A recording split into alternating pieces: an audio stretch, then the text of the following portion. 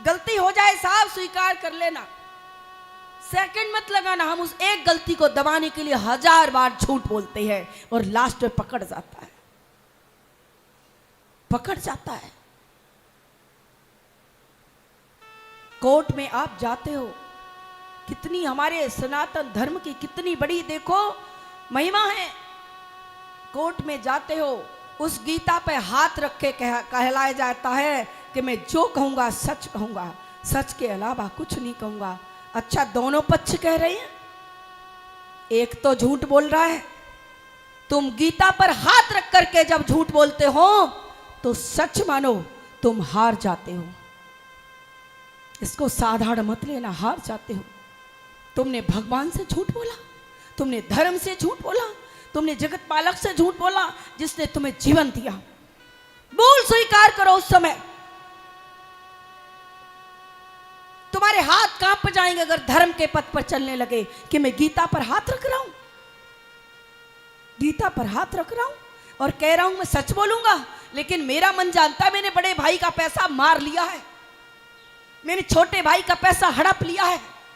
मेरा मन कहता है मैं हाथ रख के कह रहा हूं मैंने सच कहूंगा। तुम्हारी आत्मा रोएगी, चीख चीख के कहेगी कि मैं झूठ बोल रहा हूं और अपना पश्चाताप हो जाएगा, प्रायश्चित हो जाएगा। पर जीव का आज कलयुग में इतना अहंकार बढ़ गया कि कोई गलती नहीं मानना चाहता। नहीं, हमने जो कहा ठीक कहा। पर सच बताएं, जो गलती मान लेता है, जो प्रायश्चित करता है, धर्म के पथ पर चलता है, उसके साथ भगवान खड़े हो जाते हैं। चाहे वो अकेला ही हो तब भी भगवान के साथ होने से वो जीत जाता है। पांडव 5 थे पर कौरव सेना कितनी थी? उसने सेना मांगी भगवान की और पांडवों ने खाली भगवान मांगे। इसलिए प्यारे कथा कहती है भगवान को मांगना, दुनिया को मत मांगना।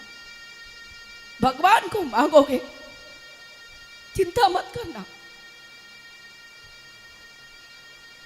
चिंता मत करना।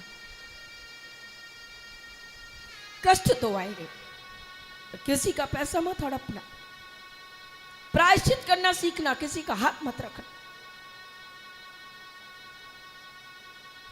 इंद्र ने भूल स्वीकार की, समझ गया इंद्र मुझसे गलती हुई है और भूल सुधारने के लिए गौ माता को आगे किया, पूंछ पकड़ ली, हाथ जोड़े खड़ा है। गैया मैया आगे है, गैया मैया आगे है।